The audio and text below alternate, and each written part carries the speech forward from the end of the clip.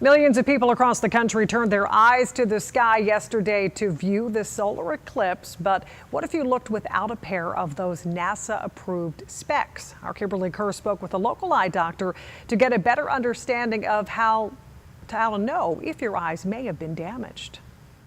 August 21st, 2017 will go down in history here in the U.S. as the day the great American solar eclipse stretched from coast to coast, leaving millions in awe as they looked directly up at the sun, which may cause concern for some. People tend to get their eyes damaged during an eclipse just because it's easier to stare at the sun and it's something interesting, so they stare at it longer than you would normally stare at the sun. So if you were one of those people who didn't listen to the warnings and looked directly at the eclipse without a pair of the special NASA-approved shades, Dr. Williams over at Eye Associates wants you to be aware of what symptoms to look for. You can notice blurred vision.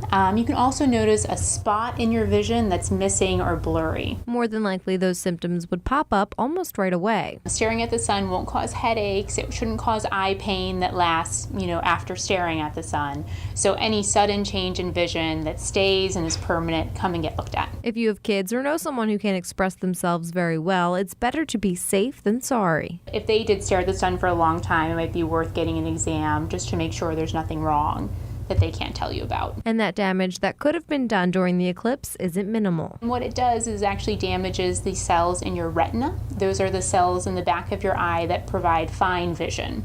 And it can do permanent damage to those cells if you stare at the sun for long periods of time. But Dr. Williams says not to overthink your symptoms too much. There's actually no treatment for this. And sometimes it does tend to get better on its own. So get yourself checked out if there's any changes in vision. But if you're just having a little headache or a little irritation in the eyes, that should get better. And when the next solar eclipse happens in 2024, be sure to get yourself a pair of those NASA-approved eclipse glasses to help prevent any damage to your eyes. I'm Kimberly Kerr for SNJ Today.